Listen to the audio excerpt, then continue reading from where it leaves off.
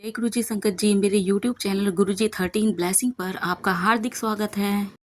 जय गुरु जी। शुक्राना गुरु जी, आप सभी साथ संगत जी को जय गुरु जी। गुरु जी आप सभी पर मेहर बनाए रखें, सर्वदा भला सर्वदा भला। संगत जी मैं आशा करती हूँ कि आप सभी स्वस्थ और मस्त होंगे। संगत जी जैसे कि मैं डेली आपके साथ में गुरु जी की पावन पुस्तक दिव्य आभा के सत्संग शेयर कर रही हूँ। आज उसी कड़ी को आगे बढ़ाते हुए आज का जो सत्संग है वो है जगबीर सिंह ग्रेवाल अंकल जी का, जो कि गुड़गांव से हैं और बहुत ही प्यारा सत्संग है। संगत जी सत्संग में बताया गया है कि किस तरीके से एक बार अंकल जी की वाइफ रिम्पल आंटी को गुरुजी ने अपने पास बुलाया और गुरुजी ने उनको 2 डायमंड, जो कि ब्रिटेन की मुद्रा में, जो ब्रिटेन की करेंसी थी उसमें लिपटे हुए थे, वो दिए थे। और ऐसी ही कृपा जो है अंकल जी के पिताजी के साथ भी हुई थी। नव वर्ष को जब इनके फादर गुरु जी के समक्ष बैठे हुए थे तो अचानक अंकल जी के पापा के ऊपर, उनके फादर के ऊपर फूलों की वर्षा शुरू हो गई थी। उनके ऊपर गुलाब की पंखुड़ियां गिर रही थी, पुष्पों की पंखुड़ियां गिर रही थी और लगातार वो 10 मिनट तक ऐसे ही उनके ऊपर गिरती रही। तो देखिए संगत जी, गुरु जी कैसे चमत्कार करते हैं और कितने अद्भुत चमत्कार होते हैं, कोई नहीं जानता।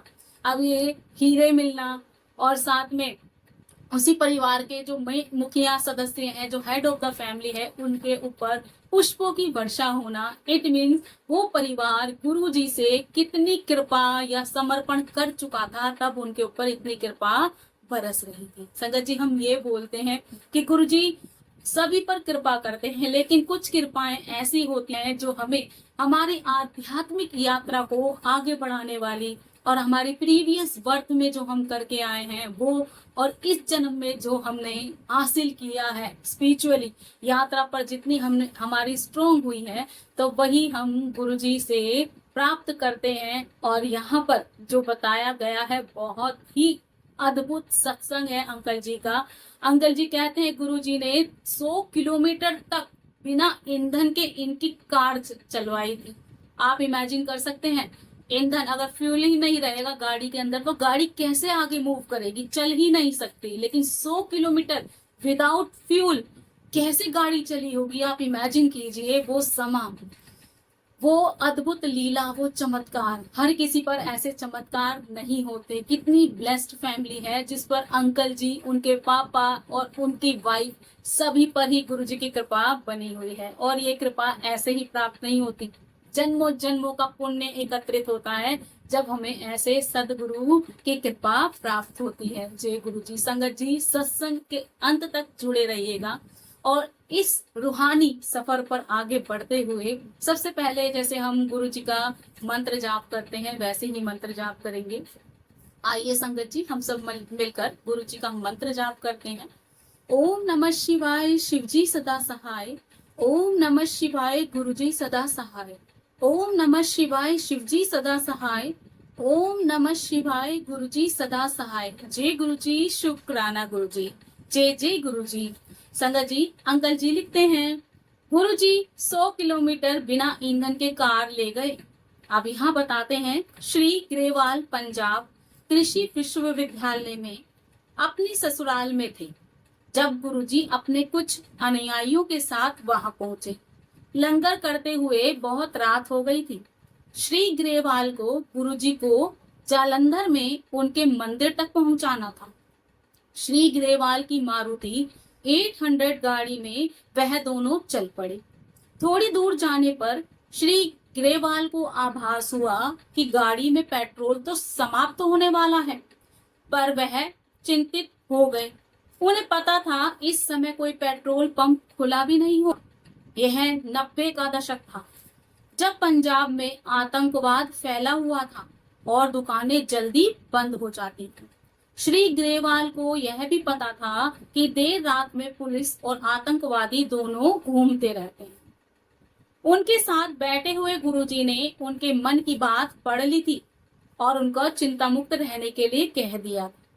श्री ग्रेवाल को याद है कि गुरुजी ने कहा था कि क्यों चिंता कर रहे हो, उनके पास वहां तक पहुंचने के लिए पर्याप्त ईंधन है। और वह गाड़ी चलाते रहे। वह कार चलाते रहे, किंतु उन्हें पता था कि देर सवेर पेट्रोल समाप्त हो जाएगा।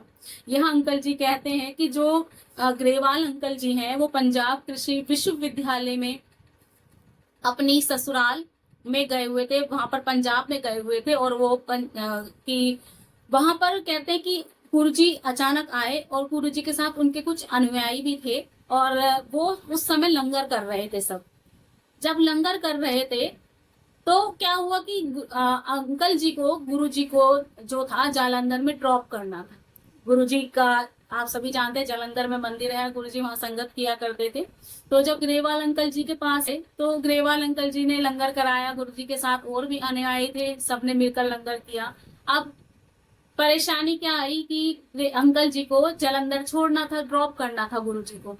अब क्या हुआ, सब गाड़ी में बैठ गए। यहाँ मारुति 800 की बात की गई है और 90 का दशक की बात कर रहे हैं कि 90 का दशक था उस समय में, और पंजाब में उस समय आतंकवाद चरम सीमा पर था। और सभी लोग, जो जितने भी लोग थे, अपनी दुकानें बंद कर दिया करते थे डर की वजह से, क्योंकि अगर जब टेररिस्ट की बात होती है और जिस तरीके से आतंकवाद की बात की गई यहाँ पर, तो कितना खौफ रहा होगा उस समय में। तो अंकल जी वही कहते हैं कि 90 के दशक था और आतंकवाद फैला हुआ था। सिर्फ रात के समय में या तो आतंकवादी घूमते दिखते थे या पुलिस ही गश्त लगाती थी। अब अंकल जी के मन में बड़ा डर था, क्योंकि गाड़ी में तो सब बैठ गए और जालंधर जाना था। अब अंकल जी के पास इतना पर्याप्त पेट्रोल नहीं था गाड़ी में कि वो गुरुजी को जालंधर ड्रॉप कर सके। अब अंकल जी के मन में चिंता कि कैसे गुरुजी को वो ड्रॉप करेंगे जालंधर में। पर गुरुजी तो गुरुजी हैं। गुरुजी ने उनके मन के भाव पढ़ लिए और गुरुजी ने उनको बोला कि तुम क्यों चिंता कर रहे हो, तुम्हारे पास पर्याप्त पेट्रोल है, फ्यूल है तुम्हारे पास पर्याप्त, हम उस फ्यूल में कहाँ पहुंच जाएंगे, जालंधर तक पहुंच जाएंगे। लेकिन अंकल जी के तो मन में चिंता लगी हुई थी। उनको ये था कि वो बीच रास्ते में कहीं पेट्रोल खत्म हो गया तो इस समय तो दुकानें भी बंद हैं, कहीं पेट्रोल भी नहीं मिलेगा, पेट्रोल पंप भी बंद है, बंद रहेगा इस समय तो कहीं भी पेट्रोल नहीं मिलेगा, और हम बीच में न फंस जाएं कभी। अंकल जी के मन में बहुत संदेह चल रहा था। अंकल जी आगे लिखते हैं, लुधियाना जालंधर राजमार्ग पर मध्य दूरी पर स्थित गोराया पहुंचने पर श्री ग्रेवाल के मन को पुनः उन्हीं चिंताओं ने फिर घेर लिया। देखिए, हमारा मानव मन है और मानव मन में चिंता ना हो ऐसा हो ही नहीं सकता। हम चिंताओं से घिरे हुए व्यक्ति हैं। एक चिंता खत्म होती है कि दूसरी घर कर लेती है। तो सेम अंकल जी के साथ में था कि गुरुजी ने उनको बोला कि चिंता मुक्त रहो, कुछ नहीं होगा, इतना फ्यूल है तुम्हारे पास। लेकिन फिर भी अंकल जी कहते हैं कि जब वो वहां से लुधियाना जालंधर राजमार्ग पर पहुंचे, तो थोड़ी सी दूरी पर जाते ही गोराया एक जगह थी, वहां पहुंचने पर फिर ग्रेवाल अंकल जी के मन में वही विचार उठने लगे। चिंताएं फिर हो गई कि पेट्रोल तो खत्म हो जाएगा। अब गुरुजी तुरंत बोले, वे व्यर्थ की शंका कर रहे हैं, वह केवल विश्वास के साथ चलते रहे, पेट्रोल पर्याप्त है। उनके कहने पर श्री ग्रेवाल को अचानक आभास हुआ उस गाड़ी में 4 किलोमीटर से अधिक का पेट्रोल नहीं था और वह 40 किलोमीटर आ चुके थे। तब उन्हें विश्वास हुआ कि उनकी कार पेट्रोल से नहीं अपितु दिव्य शक्ति से चल रही है। शीघ्र ही वह जालंधर में गुरुजी के मंदिर पहुंच गए। गुरुजी जब उतरे तो उन्होंने कहा कि वह गाड़ी को बिना पेट्रोल के ले आए हैं, प्रातः होते ही वह पेट्रोल भरवा ले, उसके बाद कार बिना पेट्रोल के नहीं चलेगी। श्री ग्रेवाल कहते हैं कि दिव्य ऊर्जा के इस अद्भुत अनुभव के पश्चात उन्होंने अपने आप को गुरुजी को समर्पित कर दिया। उन्हें विश्वास हो गया कि गुरुजी कोई साधारण पंडित या संत न होकर अति असाधारण है, वास्तव में वह सतगुरु है। जय गुरुजी, शुक्राना गुरुजी। अब क्या हुआ, अंकल जी के मन में वैसे ही चिंताएं दोबारा आ गई और गुरुजी ने उनको आश्वासन दिया कि चिंता ना करें, पेट्रोल पर्याप्त है। अब क्या हुआ, अंकल जी को सडनली याद आया कि उनकी गाड़ी में तो सिर्फ 4 किलोमीटर तक की यात्रा करने का ही पेट्रोल था, लेकिन वो तो 40 किलोमीटर की दूर की यात्रा पर आ गए, वो भी बिना पेट्रोल के। ही कैसे संभव है। अब उनको रियलाइज हुआ कि गुरुजी को वो साधारण व्यक्ति समझ रहे थे, साधु संत समझ रहे थे। वो कहते हैं वो तो उससे भी उच्च कोटि के हैं, क्योंकि वो तो स्वयं ही महाशिव हैं। अंकल जी कहते हैं कि जब जालंधर मंदिर पहुंचे और गुरुजी उतरे गाड़ी से, तो गुरुजी ने कहा कि तुम्हारी गाड़ी यहाँ तक तो बिना पेट्रोल के आ गई, लेकिन सुबह ये बिना पेट्रोल से नहीं चलेगी, पेट्रोल से ही चलेगी, तो सुबह पेट्रोल भरवा लेना। ग्रेवाल अंकल जी कहते हैं कि वो जो यात्रा करके गए हैं वो कितनी अद्भुत रही उनके लिए, और उन्होंने कहा कि अब उन्होंने अपने आप को गुरुजी को समर्पित कर दिया कि क्या है गुरुजी, कोई साधारण व्यक्ति नहीं है, कोई साधारण पंडित संत नहीं है, वो स्वयं सदगुरु हैं, गुरुओं के भी गुरु सदगुरु हैं, क्योंकि गुरु ही हमें जीवन से पार लगाता है, और गुरुओं के ऊपर भी श्रेणी होती है संगत जी, और गुरु तो गुरु ही होता है। यहाँ पर जो बात कर रहे हैं गुरु जी की, वो गुरु जी के विषय में अगर बात करें तो वो महाशिव हैं, और उनके अंदर वो दिव्य ऊर्जा कि वो कुछ भी कर सकते हैं। तो अंकल जी को तब रियलाइज हुआ कि सच में ये कोई साधारण व्यक्ति नहीं है, ये असाधारण व्यक्ति हैं, और ये सच में सदगुरु की श्रेणी में आते हैं। जय गुरु जी, शुक्राना गुरु जी। अंकल जी आगे लिखते हैं, 60 वर्ष उपरांत राजस्थान के कुएं में जल भरा। गुरु जी की दया अपरंपार है, वह करुणा के अपार सागर है, जिसकी कोई समानता नहीं की जा सकती। जयपुर में लाखों ने गुरुजी का आशीर्वाद प्राप्त किया था। 1994 में गुरुजी वहां गए थे और ब्रिगेडियर, अब सेवा निवृत्त जनरल मोहन सिंह के यहाँ महीने भर तक रहे थे। उनके दर्शन के लिए सैकड़ों लोग आते थे। दर्शनार्थी राजस्थान के पृथक पृथक गांवों से पत्नियों, बच्चों आदि के साथ बैलगाड़ियों, टांगों और अन्य नाना प्रकार की सवारियों में अपनी समस्याओं और चिंताओं को लेकर गुरुजी के पास आया करते थे। गुरुजी अपनी संवेदनशील दृष्टि, ताम्र लोटे इत्यादि से उनको आशीष देते रहे। उनके अनुयायी, जिसमें श्री ग्रेवाल भी थे, दुर्भाष्य का काम कर रहे थे। यहाँ अंकल जी कहते हैं कि 60 साल उपरांत राजस्थान में कुएं में जल भराया था। अब क्या था, कहते गुरु जी की जो दया वो अपरंपार है, कब किस पर हो जाए कोई नहीं जानता। हमारे पुण्य कर्म ही हैं जो हमें अब सदगुरु से मिलवाते हैं, और एक समय ऐसा आता है कि परमात्मा से आत्मा लीन हो जाती है, परमात्मा आत्मा से मिल जाती है, और आत्मा परमात्मा से मिल जाती है, और हमें अपने सानिध्य गुरु जी का प्रेम प्राप्त होता है, उनकी कृपा प्राप्त होती है। वह कब समय आएगा वो स्वयं निश्चित करते हैं। यहाँ अंकल जी कहते हैं कि जयपुर में लाखों लोग जो थे वो गुरु जी का आशीर्वाद प्राप्त करने आते थे। 1994 की बात करते हैं कि गुरु जी वहां गए हुए थे राजस्थान में, और ब्रिगेडियर मोहन सिंह अंकल जी भी थे, जो कि अब सेवा निवृत्त हो चुके थे, एक जनरल रहे थे। महीने भर तक वहां रहे थे गुरुजी। उनके दर्शन के लिए सैकड़ों लोग आते रहते थे, और लोग जो थे बैलगाड़ियों पर, टांगों पर, अनेक प्रकार की सवारियों पर आते थे गुरुजी से मिलने के लिए, और अपनी समस्याएं बताते थे, चिंताएं बताते थे, चिंताओं और समस्याओं से मुक्त होने के लिए आते थे गुरुजी के पास। और गुरुजी तो आप सभी जानते हैं अंतर्यामी हैं, बड़े भोले हैं, भोलेनाथ कहा जाता है। भोलों का बड़ा साथ देते हैं और भोलेनाथ कहे जाते हैं। तो गुरुजी की कृपा तो सभी पर होती थी।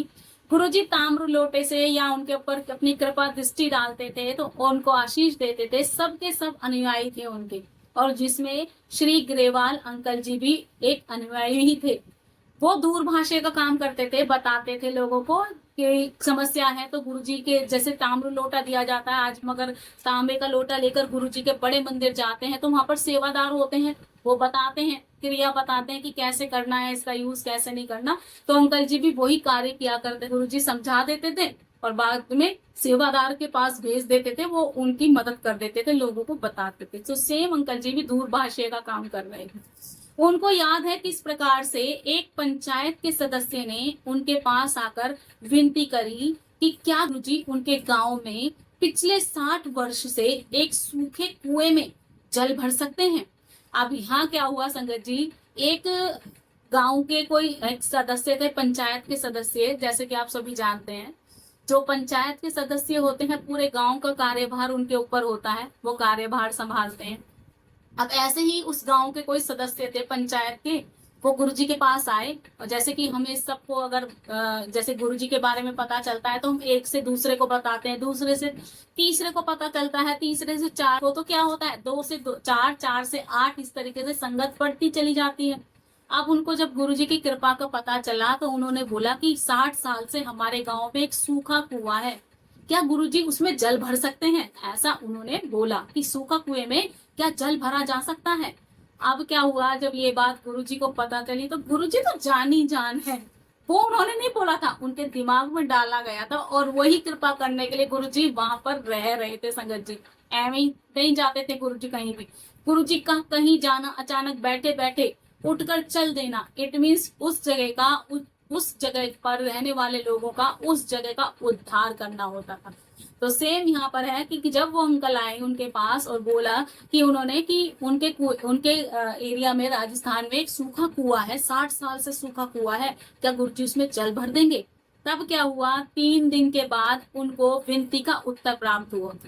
उन्होंने क्वेश्चन किया था 3 दिन पहले, और 3 दिन के बाद उनका जो आंसर था वो प्राप्त हो गया। ग्रामवासी जयपुर की सड़कों पर शोर शराबे के साथ ढोल बजाते हुए और गुरु बाबा जल आ गया चिल्लाते हुए आए। गुरु जी ने आनंदित ग्रामवासियों को कभी भी उसका जल न बेचने का निर्देश दिया। अन्य सभी दर्शनार्थी भी लाभान्वित हुए, भले ही वह रोग या मानसिक चिंता से ग्रस्त हो या फिर पारिवारिक समस्या हो। केवल आम जनता को ही लाभ नहीं मिला, महाराजा भवानी सिंह को 4 कंधों पर उठाकर लाया गया। कुछ ही दिनों के बाद वे स्वस्थ होकर चलने लगे। देखिए यहाँ पर कहते हैं कि राजा महाराजाओं का भी समय रहा है, जैसा आप सभी जानते हैं। तो उस समय में कोई राजा थे, महाराजा भवानी सिंह नाम के कोई व्यक्ति थे महाराजा। वो बीमार थे, उनको 4 कंधों पर लेकर आया गया, मतलब शैया पर लगे हुए थे, उनको कंधों पर लेकर, 4 कंधों मतलब उनकी शैया समेत ही उनको लेकर आया गया, और गुरु जी का उनको आशीर्वाद प्राप्त हुआ। उसके बाद वो स्वस्थ हो गए। इसी तरीके से कुएं के अंदर वो 3 दिन पहले पूछा था उन्होंने, और 3 दिन के बाद स्वतः ही उसमें जल भर गया। तो जितने भी जयपुर की सड़कों पर शोर शराबा करते हुए लोग बाग, ढोल बजाते हुए, ढपलियां बजाते हुए आनंदित शोर कर रहे थे और बोल रहे थे बाबा जी की जय हो, गुरु जी बाबा चला गया चला गया। कुआं जो कि 60 साल से सूखा हुआ कुआं था, उसमें जल आ गया था और लोग बड़े आनंदित थे। तो गुरुजी तो ऐसे हैं, कब किस पर क्या मेहर करेंगे कोई नहीं जानता। संगत जी बैठे बैठे ही वो मेहर कर दें, कभी मौज में आ जाए। शिव तो शिव है, उनकी तुलना किसी भी देव से कर ही नहीं सकते। कब बैठे बैठे मौज में आ जाए कुछ नहीं पता, कब क्या किसका उद्धार कर जाए कुछ नहीं पता। संगत जी कब क्या करने वाले हैं, क्या नहीं करने वाले, हमारी तो बुद्धि से बिल्कुल अलग है। जय गुरु जी, शुक्राना गुरु जी। अंकल जी आगे लिखते हैं, हीरे और पुष्प। कभी कभी किसी भक्त का मनोरथ होता है कि गुरु जी शिव के अवतार हैं, जो आशुतोष के समान सरलता से प्रसन्न हो जाते हैं, कोई कामना पूर्ण करे। ऐसा ही कुछ श्री ग्रेवाल की पत्नी श्रीमती रिम्पल के साथ हुआ। गुरुजी संगरूर में संगत कर रहे थे। अचानक उन्होंने श्रीमती रिम्पल को अपने पास बुलाया और अपने हाथ में प्रकट हुए 2 हीरे उनको दे दिए। वह हीरे ब्रिटेन की मुद्रा पाउंड में लिपटे हुए थे।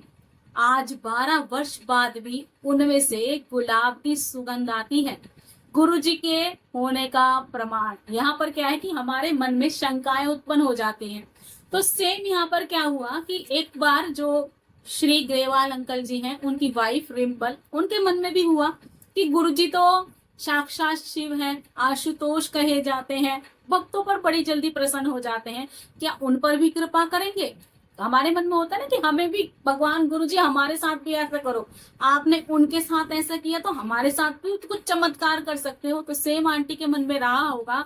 तो अचानक क्या हुआ, एक बार ये संगत में बैठी हुई थी रिम्पल आंटी, और अंकल जी ने उनको इशारे से बुलाया अपने पास। आंटी जी आगे गई तो गुरुजी ने उनको 2 हीरे, जो कि ब्रिटेन की मुद्रा पाउंड में, जो कि वहां की करेंसी है ब्रिटेन की, उस करेंसी में वो लिपटे हुए थे, वो हीरे उनके हाथ में दे दिए।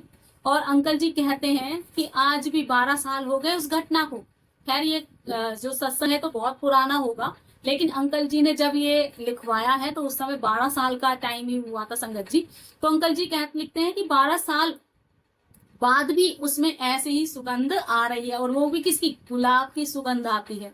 और आज भी अगर अंकल जी के पास ये गुरु जी की दी हुई धरोहर होगी तो उसमें आज भी वैसे ही सेम खुशबू आती होगी। जय गुरु जी, शुक्राना गुरु जी। और गुरु जी ने अपना प्रमाण दे दिया आंटी जी को, क्योंकि जो वहम होता है ना, तभी तो गुरु जी कहा करते थे नो इफ नो बट।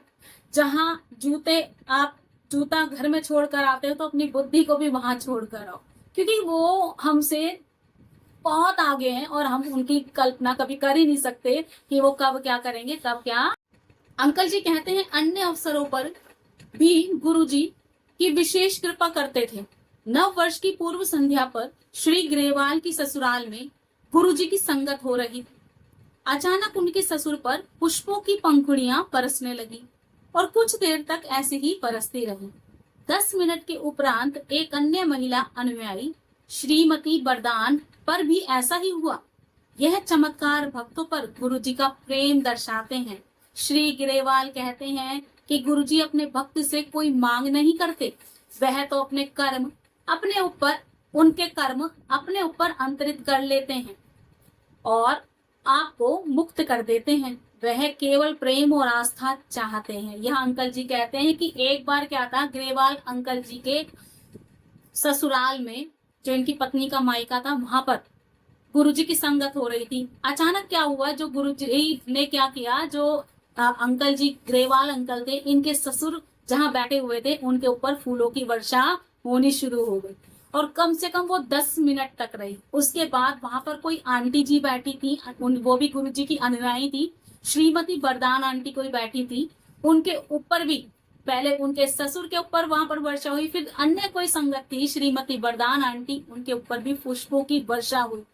तो कहते हैं अंकल जी कि गुरुजी कभी किसी से कोई मांग नहीं करते थे, वो तो दूसरों के कर्म भी अपने ऊपर ले लिया करते थे और आपको उन पाप कर्मों से मुक्ति दिला देते थे। गुरुजी तो सिर्फ प्रेम और आस्था चाहते हैं। गुरुजी को कुछ नहीं चाहिए अपनी संगत से, वो चाहते हैं कि जो भी संगत उनको मान रही है वो अपना पूर्ण समर्पण उनको दे, उनसे सच्चा प्रेम करे, उनके साथ सच्ची आस्था रखे। गुरुजी को इसके अलावा कुछ भी नहीं चाहिए अपनी संगत से। और संगत जी बिल्कुल सही है, गुरुजी कुछ नहीं चाहते, क्योंकि वो तो खुद भोले भंडारी हैं।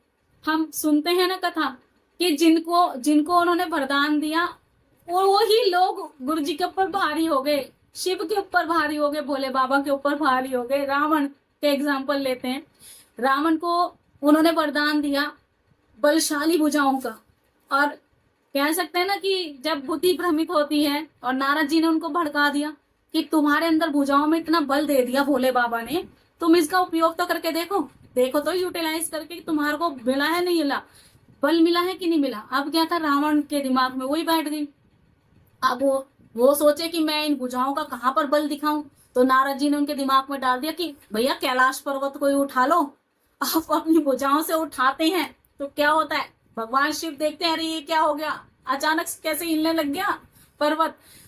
क्या करते हैं, हिमालय जब हिलने लग जाता है सब इधर उधर देखते हैं भगवान शिव समझ जाते हो भैया ये तो आ गया, बातों में आ गया, अब इसको सबक सिखाना पड़ेगा, ये मेरे ऊपर ही आजमा रहा है।